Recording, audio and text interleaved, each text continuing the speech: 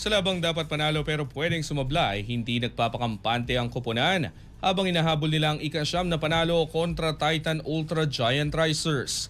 Ang ibang detalye alamin sa eksklusibong pag-abante ni Jake Miculob. Sports Now. Sports Now. Exclusive.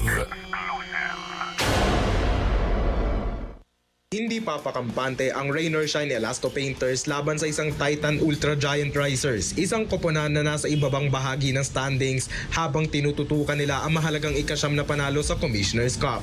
Sa kabila ng disparity sa record, iginit ni Yang Giao na hindi dapat maliitin ang laban, lalo na't nakataya ang playoff positioning at twice to beat advantage. Palagay ko, we cannot take that for granted kasi that's the key game, that's the 9th win. Galing sa 140-90 na pagkatalo sa Barangay Ginebra San Miguel, agad na ibinaling ng Elasto Painters ang kanilang atensyon sa pag-recover at paghahanda. Para kay Giao, malinaw ang halaga ng laban. Isang panalo ang magbibigay sa kanila ng mahalagang edge sa quarterfinals. And yun yung pagka-assure sa amin na twice to beat kami. So, we will prepare hard for it, no?